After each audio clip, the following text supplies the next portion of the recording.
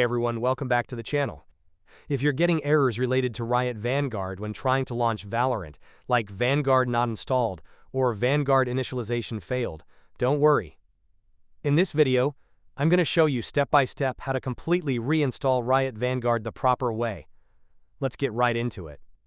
First, go to the Start menu and type Add or Remove Programs, then click on it.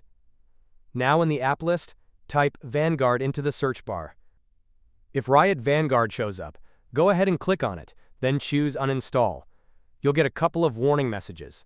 Just click Yes or Uninstall anyway to confirm. This will remove Vanguard from your system completely. Don't worry, we're going to reinstall it fresh in the next step. Step 2. Open the Riot client. Next, open your Riot Games launcher. If you don't see it, just search for Riot in your Start menu. Click Yes if it asks for admin permission, and wait a few seconds for the launcher to load. Once you're inside the client, click on Valorant from your games list. You should now see a button that says something like Install Vanguard or Update.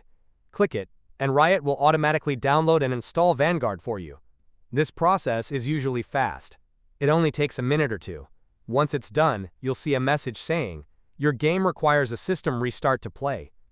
Step 3. Restart your PC. Click on Restart Now, or you can manually restart your computer if you prefer. Once your PC comes back on, go ahead and launch Valorant again. Vanguard will now be installed and running in the background, and your game should start up without any more errors. That's it. You've successfully reinstalled Riot Vanguard the correct way. Thanks for watching, and I'll see you in the next one.